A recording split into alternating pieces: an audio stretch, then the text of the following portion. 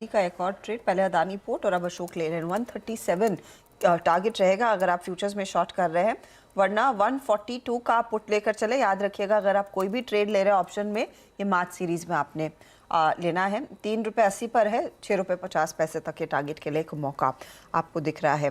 Gaurang Shah, good afternoon, बताइए आपका trade क्या रहेगा? बहुत बहुत धन्यवाद हर्षिता आपका, और आप सभी को शुभ दिन हमारे तरफ से। तो मेरे ख्याल से ऐसे माहौल में मायूसी तो चारों तरफ होती है, लेकिन अगर आप कारोबारी हैं या फिर छोटी अवधि के लिए काम करते हैं तो आपको मेरे ख्याल से चिंता करने की जरूरत है।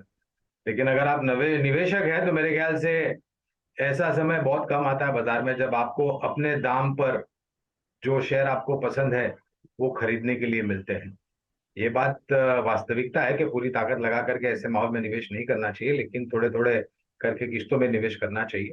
और उसी तर्क के आधार पर ऑटो क्षेत्र से थोड़ा बहुत परिवर्तन होते हुए देखा है टाटा मोटर्स में हमने। तो यहाँ पर हमें लग रहा है कि एक खरीदारी बन सकती है, जैसे हमने कहा, पूरी ताकत लगा करके नहीं लेकिन धीरे धीरे। और 400 के नीचे के जो स्तर है हर्षदा, वो हमें काफी सीमित लग रहे हैं।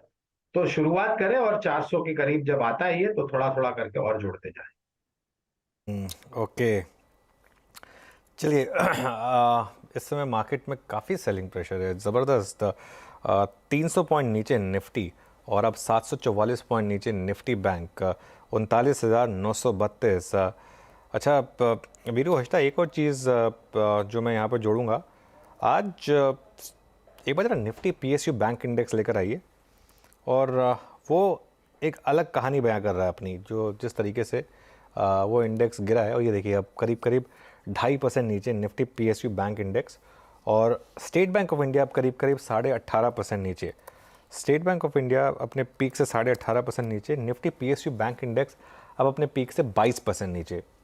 तो ये इसलिए भी ज़रूरी है क्योंकि आपको याद होगा जो लास्ट रन हमने देखा था दिसंबर के सेकेंड हाफ में और जनवरी के फर्स्ट हाफ में, जो बड़ी स्ट्रांग बुल मार्केट थी, उसमें ये लीडरशिप पॉकेट थी। और वहाँ पर इस तरीके का मूव, और लगातार पिछले 3-4 दिन से आप बड़े पीएसयू बैंक्स देखिए, Canara bank, state bank of India, और क्या ज़बरदस्त पिटाई हुई है इन स्टॉक्स की।